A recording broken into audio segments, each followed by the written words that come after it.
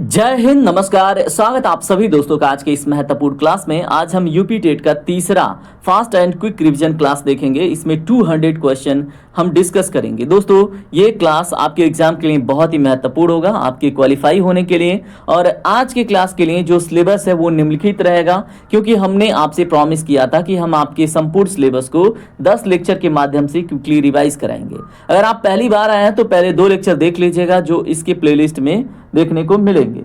तो दोस्तों चलिए आज के क्लास को शुरू करते हैं। आज का पहला क्वेश्चन आपके सामने है, इसको पढ़िए। पियाजे के अनुसार संज्ञात्मक विकास की किस अवस्था में बालक वस्तु अस्थायित्व यानी कि ऑब्जेक्ट क्या है, परमानेंस को प्रदर्शित करता है? इसका सही जवाब क्या होगा? इसका सही जवाब है दोस्तों ऑप्शन ए, संवेदी पेशी अवस्था में। ठीक है, तो आपने ये सारी चीजें पढ़ रखी है और ये जो अवस्था है ये 0 से 2 वर्ष के बीच की अवस्था है। ठीक है, तो इसमें वस्तु अस्थायित्व को प्रदर्शित करता है कौन? बच्चा। किसके अनुसार? पियाजे के अनुसार। ठीक है, और ये संज्ञानात्मक विकास की एक क्या है? अवस्था है। चले हम अगले प्रश्न की तरफ चलते हैं। दोस्तों अगला प्रश्न है आपसे, अंतर्दृष्टि या सूझ का सिद्धांत का प्रतिपादक कौन है? तो दोस्तों इसका सही जवाब क्या होगा? इसका सही जवाब है ऑप्शन सी। दोस्तों इनका नाम क्या है? Wolfgang Kohler. ठीक है, तो याद रखेंगे। चलिए बात करते हैं अगले प्रश्न के ऊपर। देखिए सारे सिद्धांत मैं एक क्लास में करा दूंगा आज। ठीक है, और क्विकली आपका रिवीजन वहां से भी हो जाएगा। पियाजे के संज्ञानात्मक विकास सिद्धांत में आत्मसातीकरण, जिसको हम एसिमिलेशन कहते हैं, से क्या तात्पर्य है? तो पियाजे के संज्ञानात्मक विकास सिद्धांत में आत्मसातीकरण का, ठीक है, तात्पर्य क्या है? तो दोस्तों सही जवाब है इसमें आपका ऑप्शन बी, नवीन ज्ञान को पूर्व ज्ञान या योजनाओं में शामिल करना। अगला प्रश्न क्या है, आप पढ़िए। कोहलर ने अपने सूझ के सिद्धांत का प्रयोग किस वनमानुष पर किया था? उसका नाम बताना है आपको। क्वेश्चन नंबर 4 का सही जवाब क्या होगा? तो दोस्तों उसका नाम था सुल्तान। ठीक है, तो कोहलर ने कैनरी द्वीपों पर अपने प्रयोगों के दौरान सुल्तान नाम के चिंपैंजी, जिसको हम वनमानुष कहते हैं, उस पर अपना मुख्य प्रयोग किया था। ठीक है,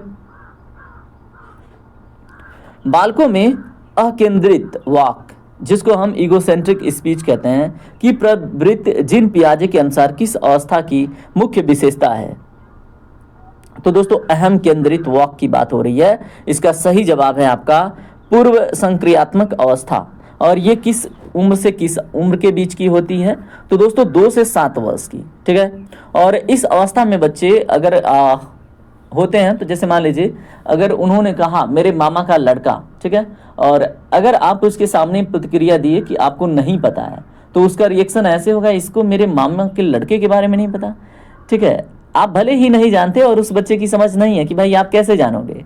और अगर उसने कह दिया कि मेरे फुआ का लड़का इतना, ऐसे कुछ भी एक्सप्रेस किया, अगर उसके सामने आपने ये प्रतिक्रिया दी कि आप नहीं जानते हो, तो उसको लगेगा कि अरे यार इसको ये भी नहीं पता। ठीक है, तो ये चीज़ें होती हैं इस अवस्था में, जिसको हम अहम केंद्रित वाक कहते हैं। उम्मीद करता हूँ ये चीज़ें आप समझ पा रहे होंगे। अगला प्रश्न देखिए क्या है, कोहलर का अधिगम सिद्धांत निम्नलिखित में से किस संप्रदाय या स्कूल ऑफ साइकोलॉजी के अंतर्गत आता है? इसका सही जवाब क्या होगा?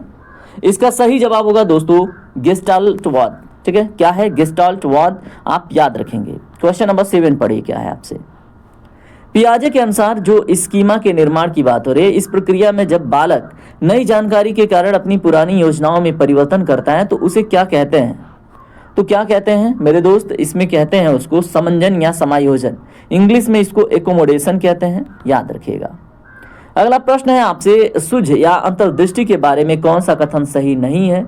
इसका सही जवाब क्या होगा? दोस्तों इसमें ऑप्शन सी आपका करेक्ट होगा। सूझ का विकास धीरे धीरे अभ्यास से होता है। ऑप्शन सी इसमें आपका करेक्ट होगा। क्वेश्चन नंबर 9 पढ़िए क्या है आपसे, संज्ञानात्मक विकास की किस अवस्था में बच्चा तार्किक रूप से वस्तुओं और घटनाओं के विषय में सोचना प्रारंभ कर देता है? इसका सही जवाब क्या होगा दोस्तों? इसका सही जवाब है आपका मूर्त संक्रियात्मक अवस्था में। और ये कौन सी अवस्था होती है? 7 से 11 वर्ष की अवस्था होती है। इसमें बच्चा प्रत्यक्ष यानी कि मूर्त वस्तुओं और घटनाओं के बारे में तार्किक चिंतन शुरू कर देता है। इसको हम क्या बोलते हैं? मूर्त संक्रियात्मक अवस्था। ठीक है, और ये कब से कब तक होता है? 7 से 11 वर्ष के बीच में। कोहलर के सूत्र सिद्धांत में समस्या की समग्र आकृत होल सिचुएशन पर बल दिया गया है और यह विचार किस मनोवैज्ञानिक नियम पर आधारित है? तो दोस्तों समस्या की समग्र आकृति ये कोहलर के सूत्र सिद्धांत में आपको बताना पड़ेगा। तो दोस्तों क्वेश्चन नंबर 10 का सही जवाब है आपका पूर्व से अंश की ओर। ठीक है, तो दोस्तों पूर्व से अंश की ओर इसमें सही जवाब होगा। ये एक मनोवैज्ञानिक नियम है, इस पे जोर दिया गया है। जिन पियाजे के अनुसार जो संरक्षण या कंजर्वेशन है इसका गुण बालक की किस अवस्था में प्राप्त करता है बालक? बताइए। इसका सही जवाब है मूर्त संक्रियात्मक अवस्था, वही जो 7 से 11 वर्ष की अवस्था है। ठीक है, शब्द संरचना और भाषा विकास के संदर्भ में पियाजे का मानना है कि विचार जो थॉट है वो उसके बारे में आपको बताना है। तो दोस्तों थॉट जो है वो भाषा को निर्धारित करता है। ठीक है, कौन किसके अनुसार? तो दोस्तों पियाजे के। गेस्टाल्ट क्या है दोस्तों? गेस्टाल्ट। गेस्टाल्ट शब्द किस भाषा का शब्द है जिसका अर्थ पूर्णाकार या समग्र होता है? दोस्तों ये भी पूछा हुआ प्रश्न है, जर्मनी भाषा का शब्द है। ठीक है, तो जर्मन भाषा आप याद रखिएगा। अगला प्रश्न है आपसे, एक 5 वर्ष का बालक सोचता है कि पानी को ऊंचे गिलास से चौड़े बर्तन में डालने पर पानी की मात्रा बदल जाती है। पियाजे के अनुसार बालक में किस योग्यता की कमी है? दोस्तों यहाँ पे सही जवाब है प्रतिवर्ती चिंतन की कमी है बालक में। ठीक है, अगला प्रश्न है आपसे, क्या प्रश्न है? अंतर्दृष्टि जिसको हम इनसाइट कहते हैं द्वारा सीखने के लिए सबसे आवश्यक शर्त कौन सी है? दोस्तों सही जवाब है इसमें संपूर्ण परिस्थिति का प्रत्यक्षीकरण। ठीक है, अगला प्रश्न है आपसे, पियाजे के संज्ञानात्मक विकास सिद्धांत की तृतीय अवस्था कौन सी है? इसका सही जवाब है मूर्त संक्रियात्मक अवस्था। क्वेश्चन नंबर 17 देखिए क्या है? किस अवस्था में बालक अमूर्त एवं काल्पनिक प्रस्तावों के आधार पर तार्किक चिंतन करने में सक्षम हो जाता है? इसका सही जवाब क्या होगा? तो दोस्तों औपचारिक संक्रियात्मक अवस्था में। ठीक है, क्वेश्चन नंबर 18 पढ़िए क्या है? क्वेश्चन नंबर 18 क्या है? कोहलर के प्रयोगों में सुल्तान नामक चिंपैंजी को केले प्राप्त करने के लिए किन 2 वस्तुओं का सहारा लेना पड़ा था? तो दोस्तों सही जवाब है इसमें छड़ी और बक्से का। ठीक है, तो ऑप्शन बी इसमें आपका करेक्ट होगा। तो ये भी प्रश्न आपसे बनेगा। अगला प्रश्न है आपसे, जिन पियाजे के अनुसार मानसिक संरचना की व्यवहारिक इकाई जिसे बार बार दोहराया जा सकता है क्या कहलाती है? तो दोस्तों उसको हम कहते हैं स्कीमा। ठीक है, अगला प्रश्न क्या है? अगले प्रश्न से पहले अगर अभी तक वीडियो को लाइक नहीं किया है तो वीडियो को लाइक कर लीजिएगा। आपके लिए ही मेहनत की जाती है और आप कंजूसी करते हैं, ऐसा क्यों है भाई? तो कीजिए तुरंत। दोस्तों अगला प्रश्न क्या है? कोहलर के अधिगम सिद्धांत को अन्य किस नाम से भी जाना जाता है? इसका सही जवाब क्या होगा? क्वेश्चन नंबर 20 का राइट आंसर है सूझ का सिद्धांत। ऑप्शन बी इसमें आपका करेक्ट होगा। ठीक है, अगले प्रश्न को पढ़िए आप। क्या कहा गया है इसमें? पियाजे के अनुसार जो जीववाद है जिसको हम एनिमिज्म कहते हैं, जिसमें बच्चा निर्जीव वस्तुओं को सजीव समझता है, किस अवस्था की विशेषता है ये? तो दोस्तों इसका सही जवाब है आपका, क्या होगा सही जवाब? इसमें ऑप्शन बी आपका करेक्ट होगा, पूर्व संक्रियात्मक अवस्था। ठीक है, और ये 2 से 7 वर्ष की अवस्था होती है। इसमें बच्चा क्या करता है? गुड़िया या टेडी बियर को जीवित समझता है। ठीक है, अगला प्रश्न है आपसे, सूझ के सिद्धांत के विकास में कोहलर के साथ और किस गेस्टल्टवादी मनोवैज्ञानिक का नाम मुख्य रूप से जुड़ा है? तो दोस्तों क्वेश्चन नंबर 22 का सही जवाब होगा मैक्स वल्दिमर और कुर्ट कोफका। ठीक है, तो इन दोनों का नाम भी आपने पढ़ा होगा। चलिए बात करते हैं अगले प्रश्न के ऊपर। अगला प्रश्न है आपसे, पियाजे के अनुसार बालक द्वारा पर्यावरण के साथ सामंजस्य स्थापित करने की सामूहिक प्रक्रिया को क्या कहा जाता है? तो दोस्तों इसमें सही जवाब आपका होगा ऑप्शन ए, अनुकूलन कहते हैं उसको, एडाप्टेशन कहते हैं।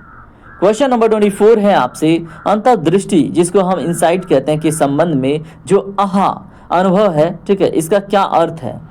तो दोस्तों क्वेश्चन नंबर 24 का जो सही जवाब है वो समस्या का अचानक समाधान मिल जाने की खुशी है, आहा। ठीक है, तो इसमें आप याद रखिएगा। अगला प्रश्न क्या है? मूर्त संक्रियात्मक अवस्था की समयावधि क्या है?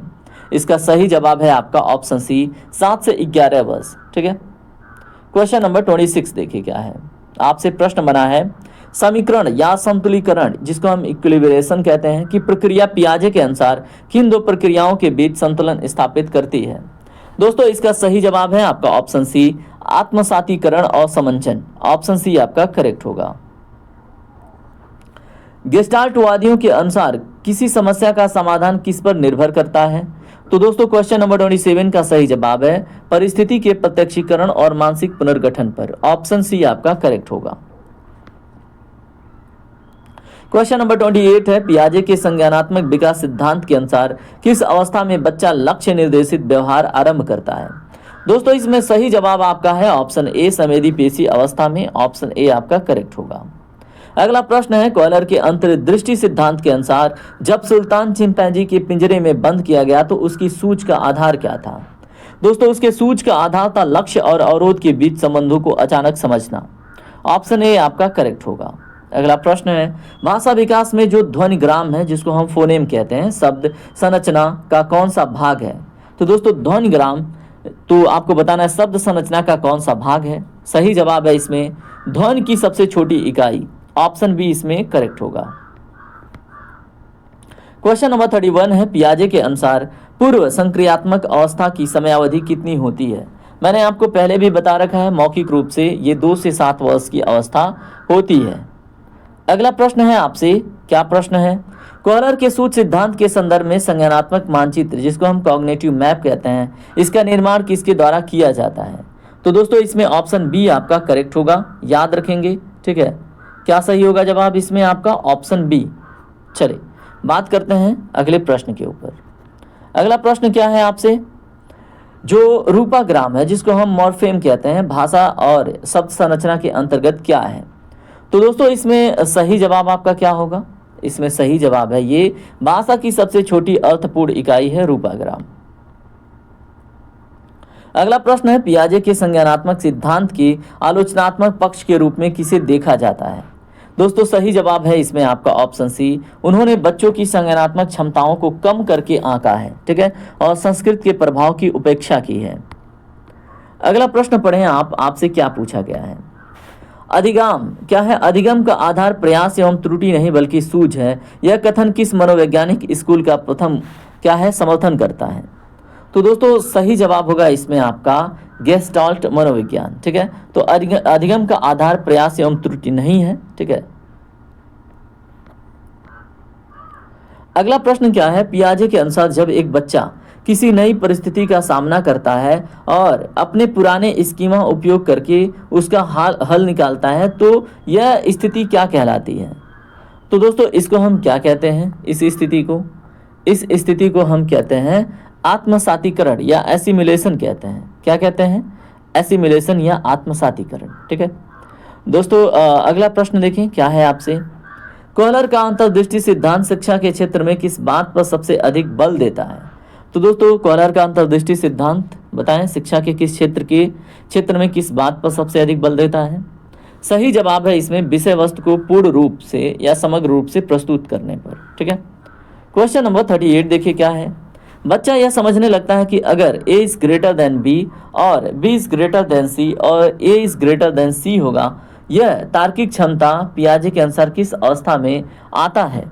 दोस्तों सही जवाब है इसमें मूर्त संक्रियात्मक अवस्था में। ठीक है, जब बच्चा 7 से 11 वर्ष के बीच में आ जाता है। गेस्टाल्ट सिद्धांतकारों ने अधिगम की प्रक्रिया में जो प्रत्यक्षीकरण या परसेप्शन के अंतर्गत किस नियम की चर्चा नहीं की है? तो मेरे दोस्त इसमें सही जवाब है अभ्यास के नियम का चर्चा नहीं की है। अगला प्रश्न है आपसे शब्द संरचना के अंतर्गत वाक्य विन्यास का क्या अर्थ है?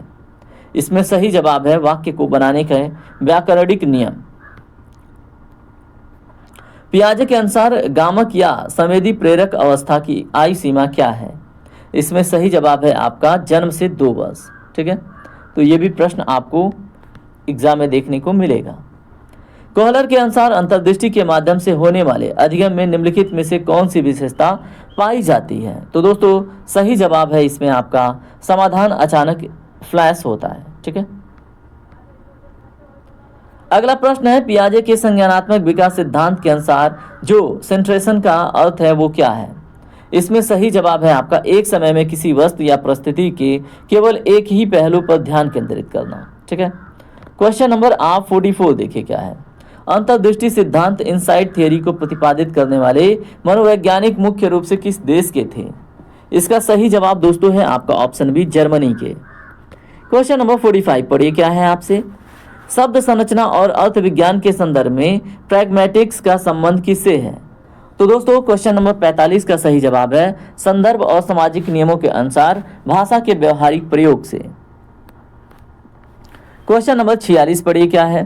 पियाजे के अनुसार औपचारिक संक्रियात्मक अवस्था में किशोरों का जो चिंतन है वो कैसा होता है? दोस्तों 46 नंबर क्वेश्चन का राइट आंसर है अमूर्त, तार्किक और परिकल्पनात्मक। ठीक है, तो ऑप्शन बी आपका करेक्ट होगा।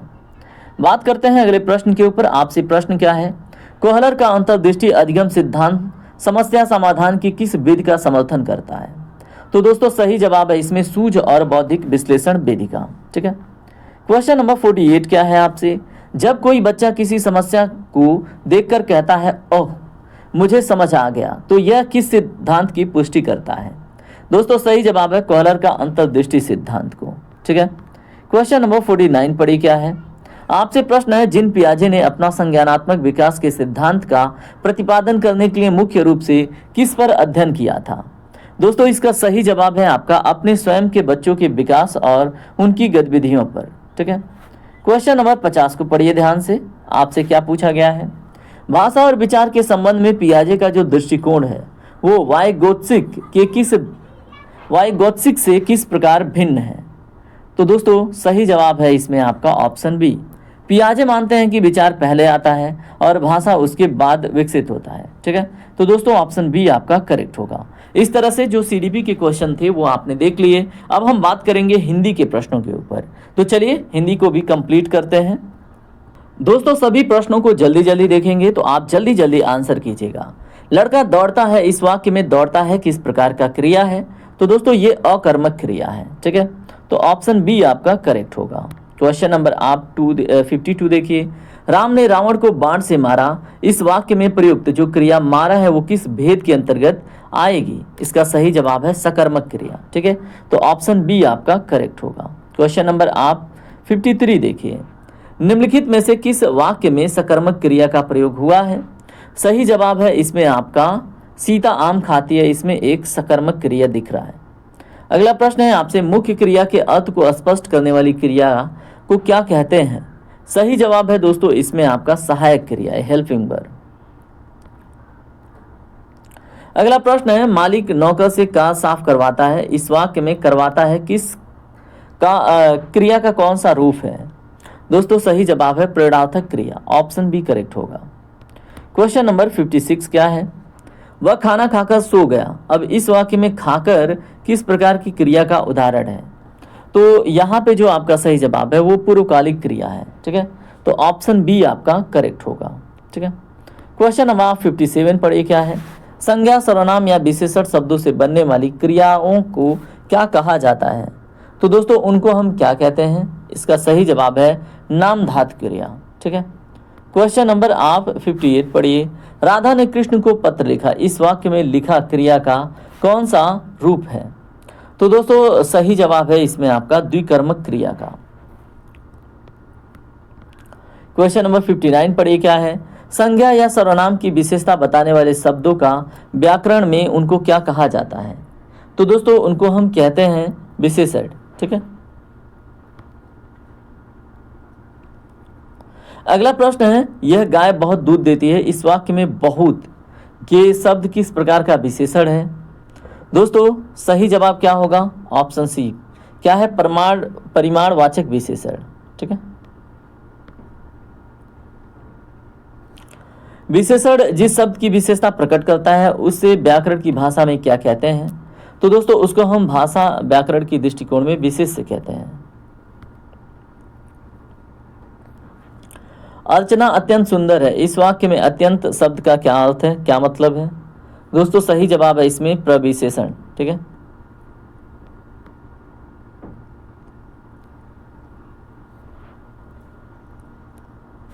चार किलो चीनी लाओ, इस वाक्य में 4 किलो किस विशेषण भेद का उदाहरण है? तो दोस्तों ये उदाहरण है निश्चित परिमाणवाचक। ठीक है, चलिए अगले प्रश्न की तरफ बढ़ते हैं। अगला प्रश्न क्या है आपसे? वह लड़का बुद्धिमान है, इस वाक्य में वह किस प्रकार का विशेषण है? तो दोस्तों ये है आपका सर्वनामिक या संकेतवाचक विशेषण। चलिए बात करते हैं क्वेश्चन नंबर 65 के ऊपर, इसको पढ़िए। कश्मीरी सेब सिंदूरी लाल होता है, इस वाक्य में सिंदूरी शब्द किस रूप में प्रयुक्त हुआ है? तो बताइए। इसका सही जवाब है दोस्तों प्रविशेषण के रूप में, ठीक है। चलिए बात करते हैं अगले प्रश्न के ऊपर। अगला प्रश्न है आपसे, काली कमीज शब्द में जो काली शब्द है इसके विशेषण किस भेद के अंतर्गत आते हैं? ठीक है, बताइए। तो क्वेश्चन नंबर 66 का सही जवाब है इसमें आपका ऑप्शन सी गुणवाचक, ठीक है। काला, पीला, नीला या फिर अच्छा, बुरा, ये क्या है?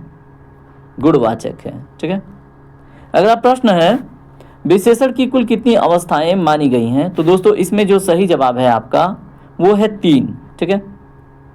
चलिए अगला प्रश्न देखिए क्या है। अगला प्रश्न है आपसे, व्याकरण में जो वचन है इसका वास्तविक शाब्दिक अर्थ क्या होता है? इसका सही जवाब है संख्या बोध या संख्या, ठीक है।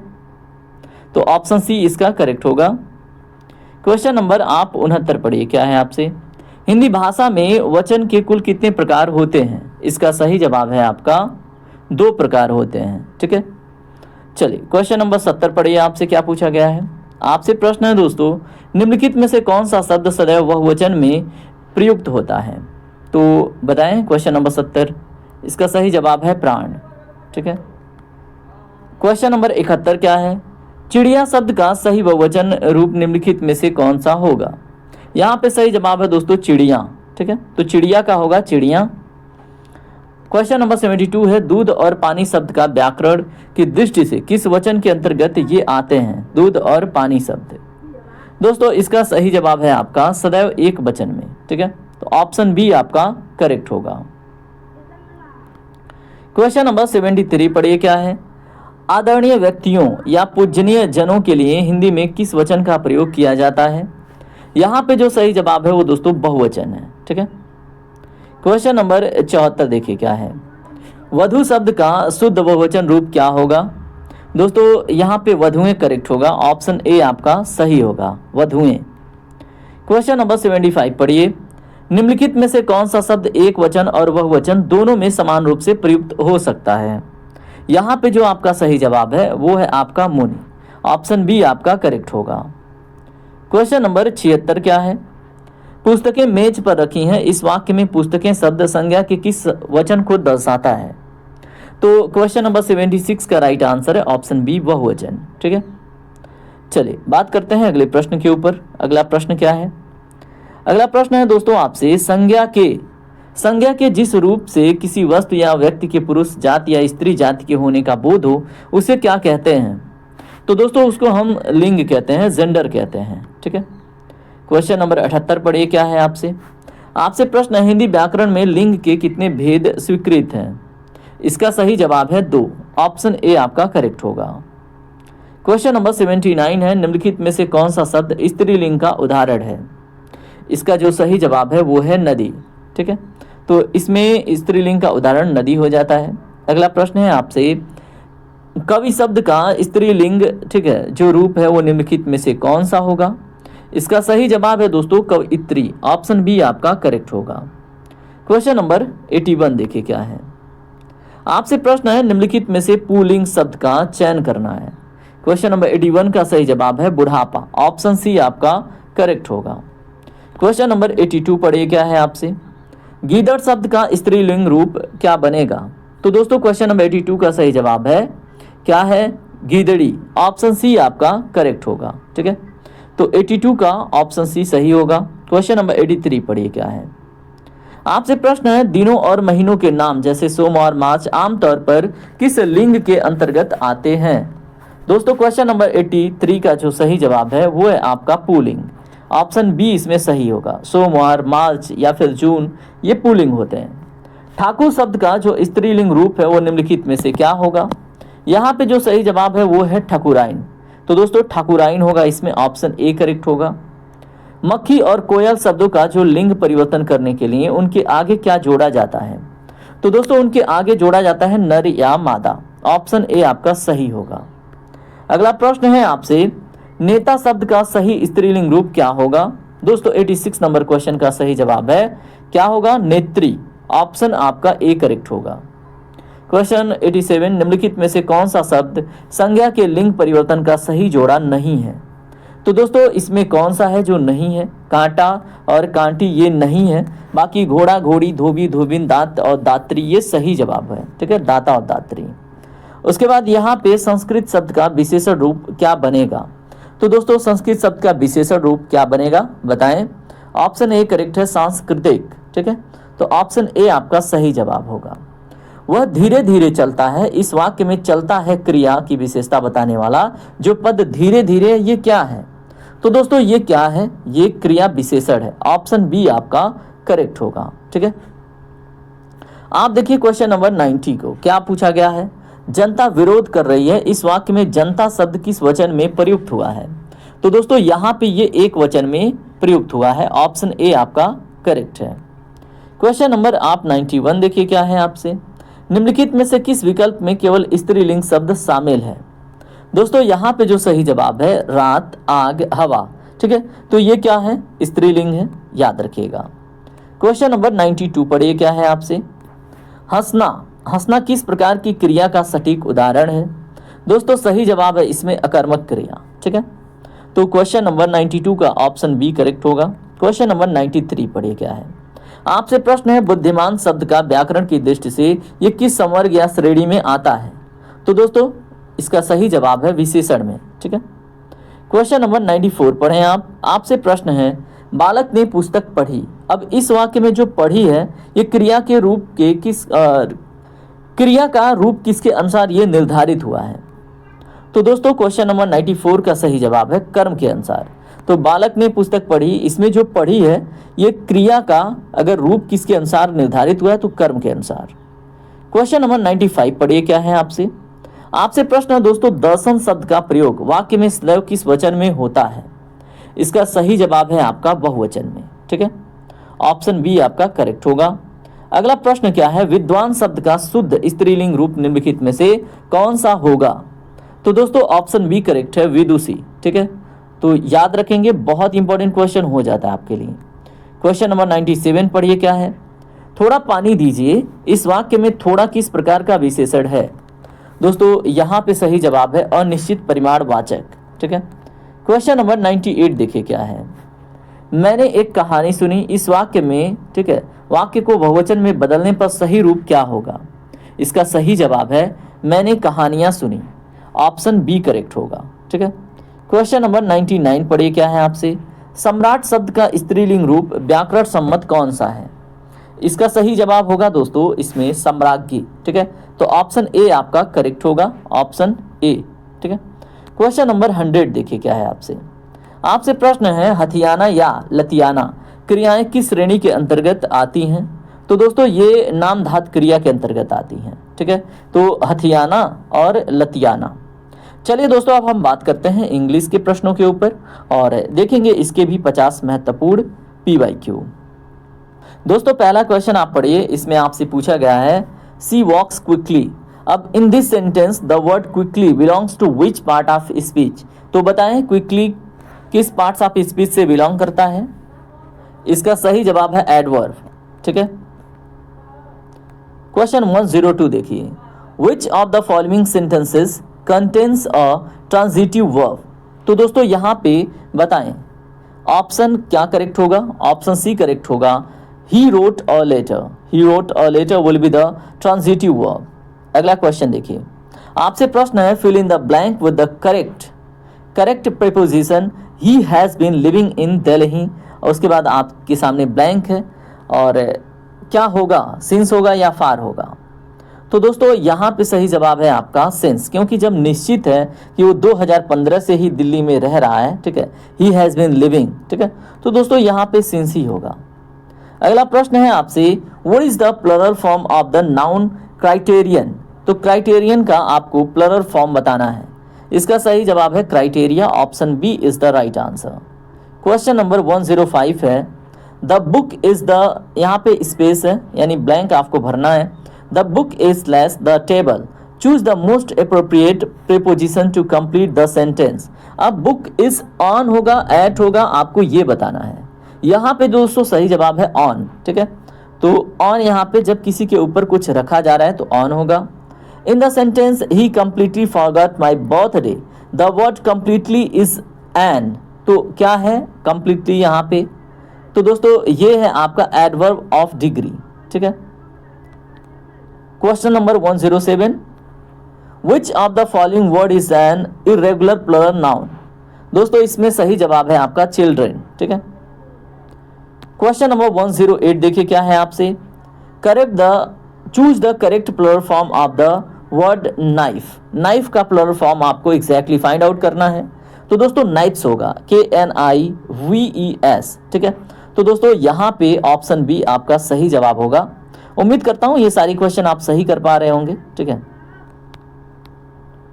Question number 109, the train past blank a dark tunnel, fill in the blank with the correct preposition. तो क्वेश्चन नंबर 109 का राइट आंसर है through, option B is the right answer. Question number 110 देखिए, identify the sentence that uses an intransitive verb. Question number 110 का सही जवाब है the sun rises in the east. तो दोस्तों क्वेश्चन नंबर आप 111 देखिए क्या है आपसे प्रश्न है, what type of adverb is used in the sentence we go for a walk daily. तो दोस्तों we go for a walk daily, इसमें आपसे पूछा गया है किस टाइप का एडवर्ब प्रयोग किया गया है। तो दोस्तों इसका जो सही जवाब है वो है एडवर्ब फॉर फ्रीक्वेंसी, ठीक है। तो ऑप्शन बी इसमें आपका करेक्ट होगा। क्वेश्चन नंबर आपसे 112 पूछा गया, fill in the blank with the correct preposition she is angry slash my behaviour, ठीक है। तो इसमें क्या होगा, ऑन, एट, फॉर, विथ। तो दोस्तों यहाँ पे क्या करेक्ट होगा, यहाँ पे ऑप्शन बी करेक्ट होगा, एट, ठीक है। She is angry at my behaviour, वह गुस्सा है मेरे व्यवहार पर, ठीक है। तो यहाँ पेपर अलग है और टेबल पेपर अलग है। Which of the following noun is always used in the plural form. तो दोस्तों बताइए, फाइंड आउट कीजिए। क्वेश्चन नंबर 113 का सही जवाब है सीजर्स, ठीक है। तो ये हमेशा प्लूरल फॉर्म में यूज होता है, यानी कि बहुवचन में यूज होता है सीजर, ठीक है।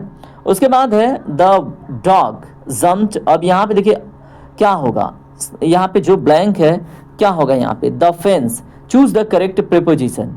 तो दोस्तों यहाँ पे ओवर होगा, ठीक है। द डॉग जम्प्ड, डॉग नहीं है, the dog jumped over the fence, ठीक है।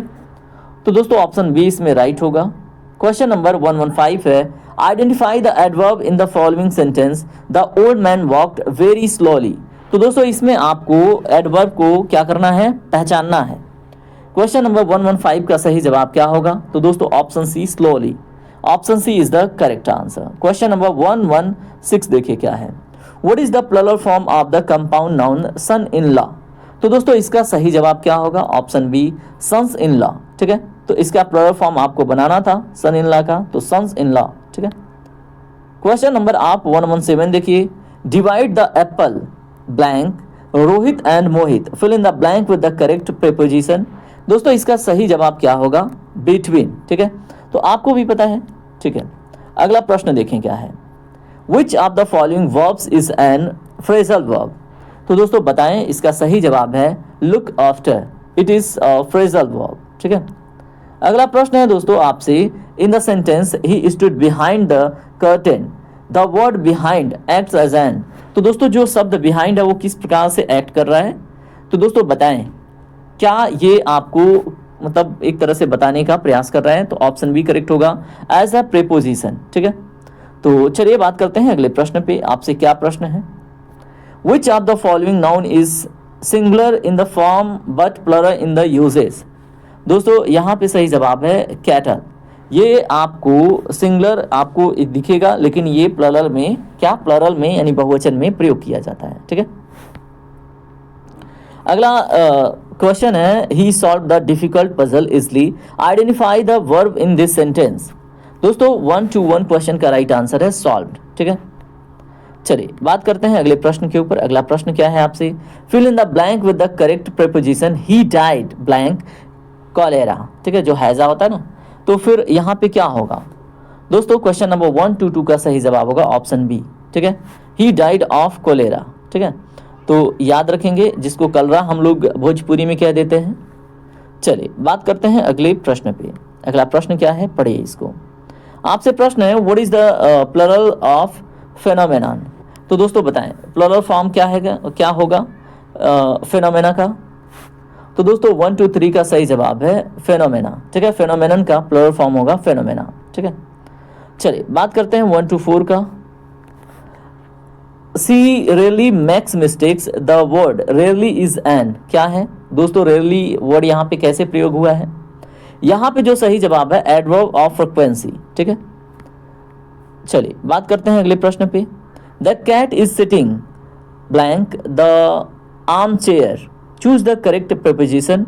तो दोस्तों यहाँ पे भी आपका क्या होगा? ऑप्शन बी करेक्ट होगा, ठीक है। The cat is sitting in the arm chair, ठीक है।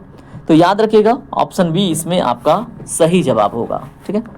चलिए बात करते हैं अगले क्वेश्चन के ऊपर।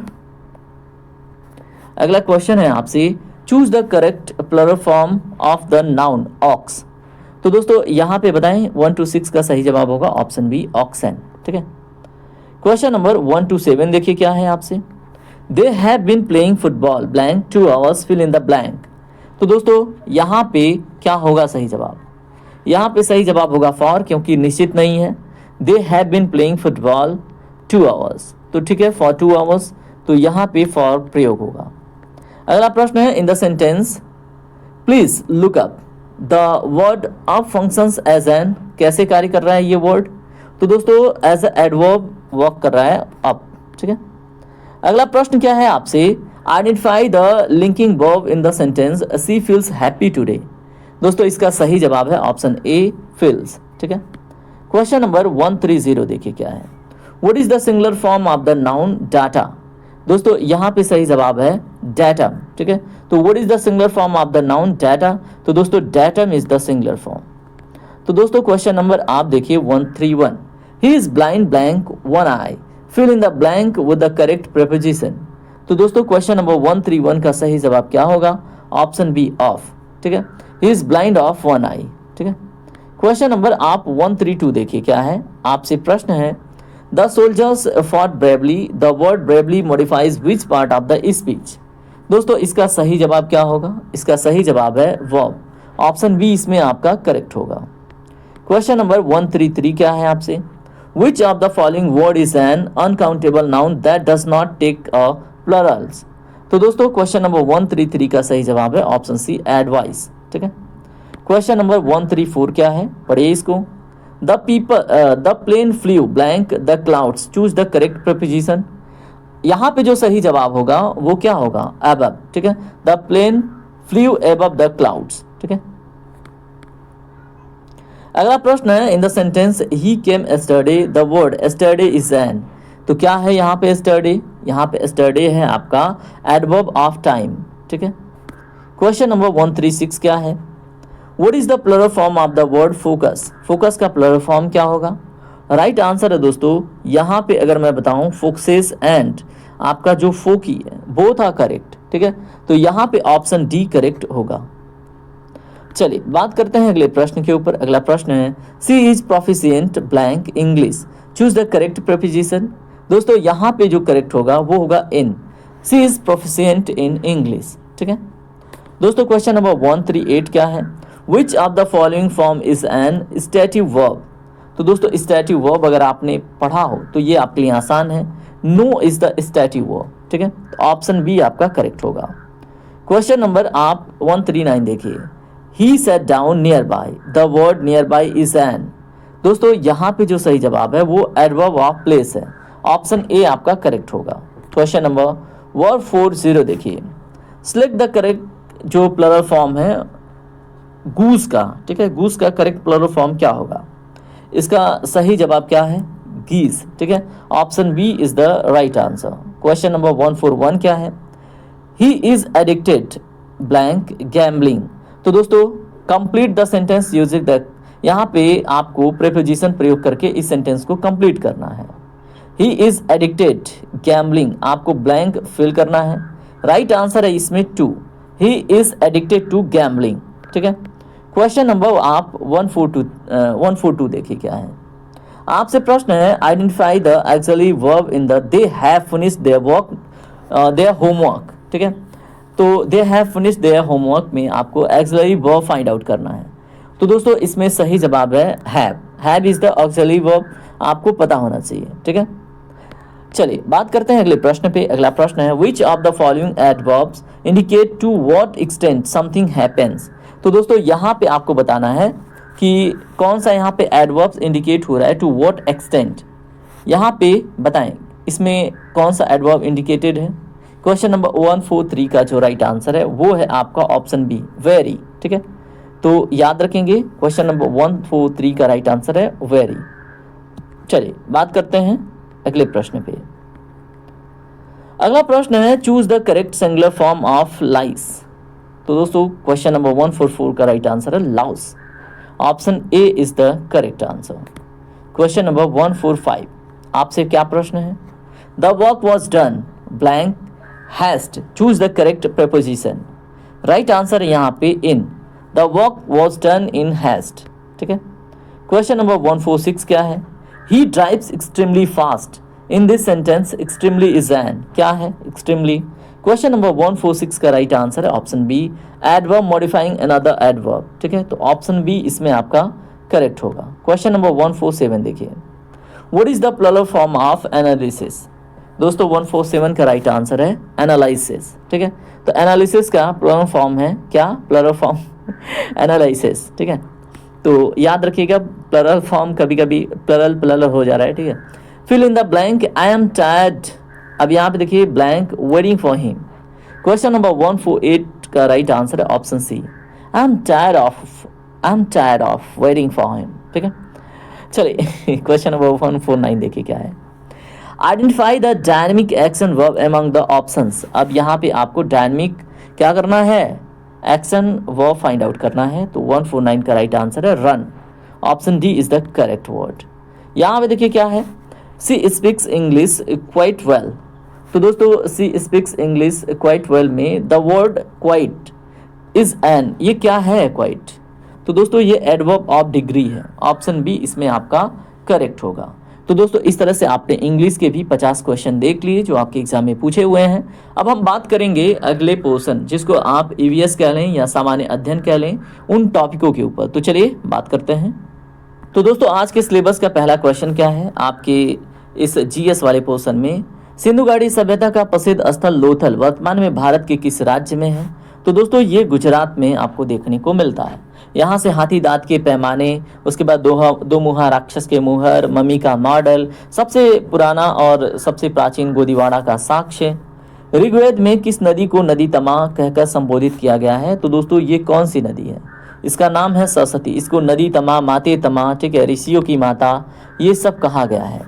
मौर्य वंश के किस शासक को यूनानी लेखकों द्वारा अमित्र घात या शत्रुओं का नाश करने वाला कहा गया है। तो मेरे दोस्त सही जवाब है बिंदुसार को। ठीक है, क्वेश्चन नंबर 145 देखिए क्या है, 154 भारत का नेपोलियन ऑफ इंडिया इतिहासकार वी स्मिथ द्वारा किस गुप्त शासक को कहा गया है। यहाँ पे जो सही जवाब है वो है समुद्रगुप्त को। ठीक है, और इनकी प्रयाग प्रशस्ति में वर्णन किया गया है। सिंधु घाटी सभ्यता के किस स्थल से विशाल स्नानागार का साक्ष्य प्राप्त हुआ, तो वही मैंने बताया ग्रेट बाथ। ठीक है, तो डोक yard is founded on the Lothal, और फिर अगर हम ग्रेट बाथ की बात करेंगे तो ये मिला मोहनजोदाड़ो में। ठीक है, इसको मोहनजोदड़ो आप कह लो। क्वेश्चन नंबर 155 का ऑप्शन बी करेक्ट होगा। क्वेश्चन नंबर आप 156 देखिए क्या है, वैदिक काल में जो दुहिता शब्द था इसका प्रयोग निम्नलिखित में से किसके लिए किया जाता था। तो दोस्तों सही जवाब है इसमें पुत्री के लिए दुहिता शब्द का प्रयोग होता था। क्वेश्चन नंबर आप 157 देखिए क्या है, प्रसिद्ध जो सुदर्शन झील है इसका जीर्णोद्धार कराने वाला जूनागढ़ अभिलेख किस शक राजा से संबंधित है। दोस्तों इसका सही जवाब है आपका रुद्रदामन प्रथम से। ठीक है, रुद्रदामन प्रथम से संबंधित है। अगला प्रश्न देखिए क्या है, चंद्रगुप्त मौर्य ने सेल्यूकस निकेटर को किस वर्ष पराजित किया था। तो दोस्तों सही जवाब है इसमें आपका 305 ईसा पूर्व में। 159 नंबर का क्वेश्चन क्या है, प्रसिद्ध चीनी यात्री फायान किस गुप्त सम्राट के शासनकाल में भारत आया था।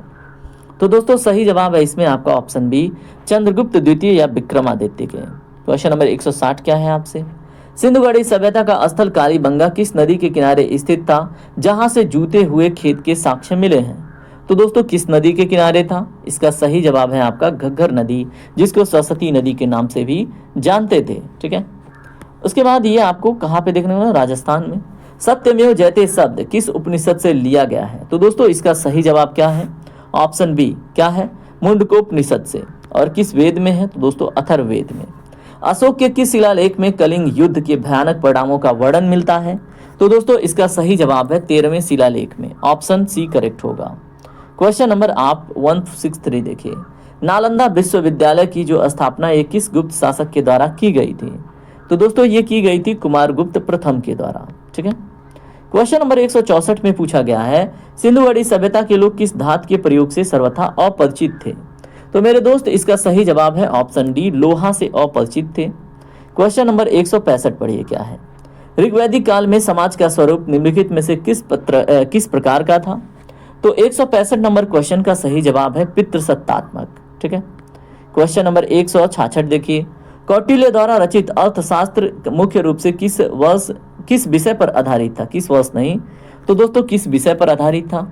इसका सही जवाब है आपका राजनीति और राजशासन के सिद्धांत से। ठीक है। अगला प्रश्न है आपसे, अजंता की गुफाओं में निर्मित चित्र मुख्य रूप से किस काल से संबंधित माने जाते हैं? तो दोस्तों यहाँ पे गुप्त काल सही जवाब होगा, ऑप्शन सी आपका करेक्ट होगा। सिंधुवड़ी सभ्यता के किस नगर को 3 भागों या दुर्ग, मध्यम नगर और निचला नगर में विभाजित पाया गया है? तो दोस्तों सही जवाब है धौलावीरा को। ठीक है। और सबसे बढ़िया जो ड्रेनेज सिस्टम था वो कहाँ का था? धौलावीरा का ही था। उत्तर वैदिक काल में यज्ञों और कर्मकांडों के संपादन हेतु किस वेद की रचना का मुख्य रूप से रचना की गई थी? ठीक है। तो यहाँ पे सही जवाब है आपका ऑप्शन बी, यजुर्वेद में। ठीक है। क्वेश्चन नंबर 170 देखिए क्या है आपसे, इंडिका नामक प्रसिद्ध पुस्तक के रचयिता कौन थे जो चंद्रगुप्त मौर्य के दरबार में यूनानी राजदूत थे? दोस्तों सही जवाब है मेगास्थनीज, ऑप्शन बी आपका करेक्ट होगा। क्वेश्चन नंबर 171 है आपसे, प्रयाग प्रशस्ति की रचना समुद्रगुप्त के किस दरबारी कवि द्वारा की गई थी? तो दोस्तों बताएं इसका सही जवाब क्या होगा? तो हरिसेन के द्वारा। ठीक है। क्वेश्चन नंबर 172 है, सिंधुवड़ी सभ्यता की लिपि के बारे में कौन सा कथन सबसे सटीक है? तो दोस्तों सबसे सटीक कथन यहाँ पे है, यह एक चित्रात्मक लिपि था और जिसे अभी तक पढ़ा नहीं जा सका। ठीक है। यहाँ पे प्रसिद्ध 10 राजाओं का युद्ध जो है वो किस नदी के तट पर लड़ा गया था? तो दोस्तों सही जवाब क्या होगा? क्वेश्चन नंबर 173 का ऑप्शन ए, परुष्णी या रावी नदी के तट पर। ठीक है। अगला प्रश्न है आपसे, अशोक को बौद्ध धर्म में दीक्षित करने का श्रेय किस बौद्ध भिक्षु को दिया जाता है? तो दोस्तों सही जवाब क्या है? उपगुप्त को, ऑप्शन ए आपका करेक्ट होगा। क्वेश्चन नंबर आपसे 175 में पूछा गया है, किस गुप्त शासक ने हुड़ों के आक्रमण को विफल कर भारत की रक्षा की थी? तो दोस्तों 75 नंबर क्वेश्चन का सही जवाब है स्कंदगुप्त ने, ऑप्शन सी आपका करेक्ट होगा। अगला प्रश्न है, हड़प्पा सभ्यता का प्रसिद्ध स्थल जो बनवाली है वो वर्तमान में भारत के किस राज्य में है? इसका सही जवाब क्या होगा? ऑप्शन बी करेक्ट है, हरियाणा राज्य में। ठीक है। क्वेश्चन नंबर 177 है, ऋग्वेद में कुल कितने मंडल या बुक्स और सूक्त शामिल हैं?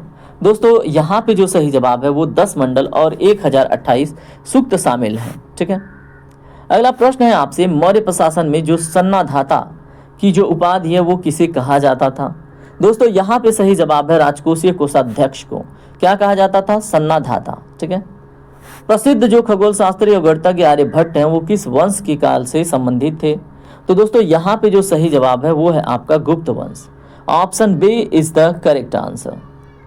क्वेश्चन नंबर 180 देखिए क्या है आपसे प्रश्न बना है 180 में, हड़प्पा संस्कृति के संदर्भ में शैलकृत स्थापत्य के सुंदर प्रमाण कहाँ से मिलते हैं?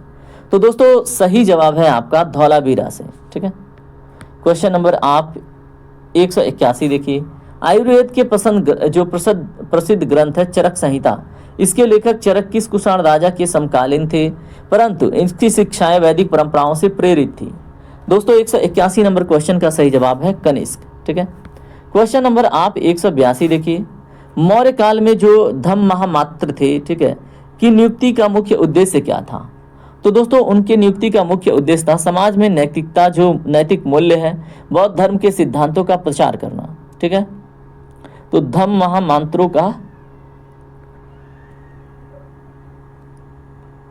अगला प्रश्न क्या है पढ़िए, सती प्रथा का प्रथम अभिलेखीय साक्ष्य आपको 510 ईस्वी का किस गुप्तकालीन अभिलेख से मिलता है?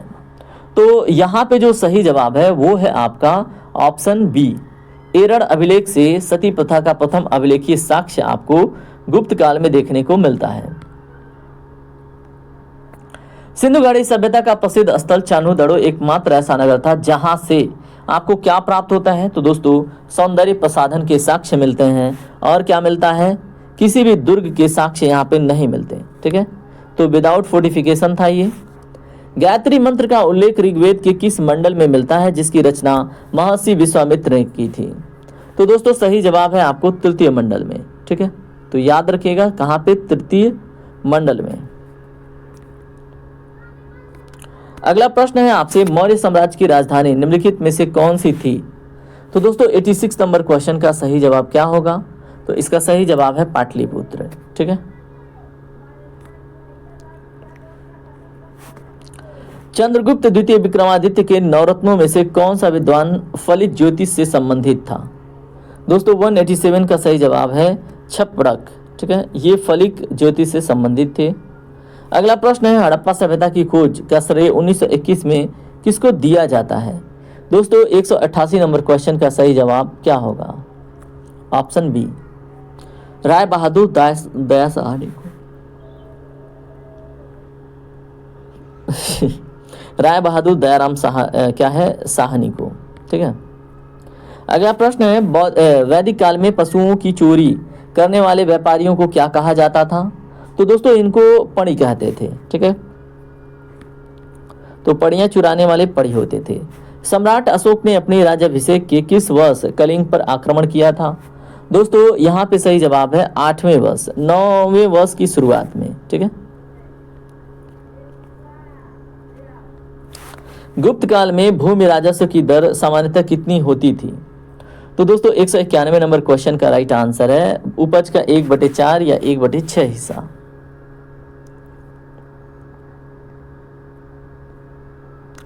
अगला प्रश्न क्या है आपसे, सिंधु सभ्यता के किस स्थल से मिट्टी के बने हल खिलौने का साक्ष्य मिला है? दोस्तों यहाँ पे आपका सही जवाब है बनवाली, और सबसे बेकार जल तंत्र की व्यवस्था यहीं पे थी, जल ड्रेनेज सिस्टम की।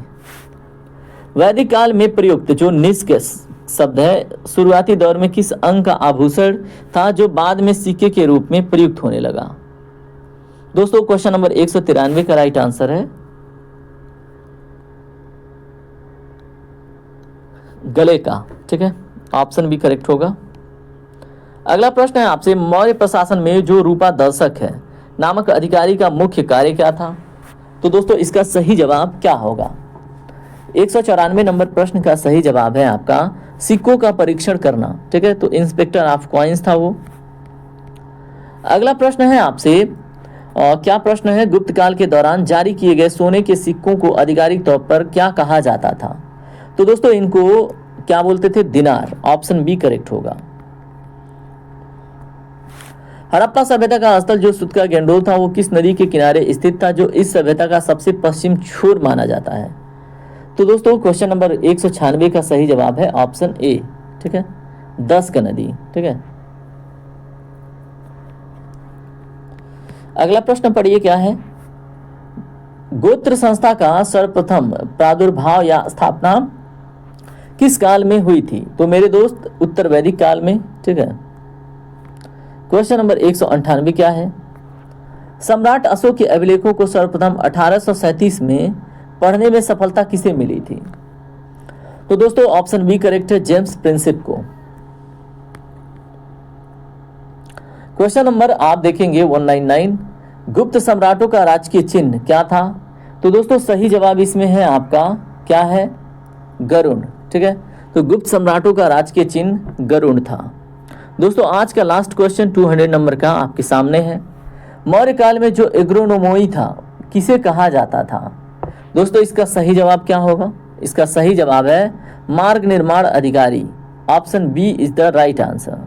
दोस्तों मिलते हैं अब इस तरह से अगली क्लास में। बाकी आपको वीडियो पसंद आए, आपको मेहनत अच्छी लगे तो वीडियो को लाइक कीजिएगा, चैनल को सब्सक्राइब कीजिएगा और अपना ध्यान रखिए, पढ़ाई करते रहिए, पानी पीते रहिए खूब। ठीक है, तो मिलते हैं अगली क्लास में, तब तक के लिए जय हिंद, जय भारत, आपका दिन शुभ हो।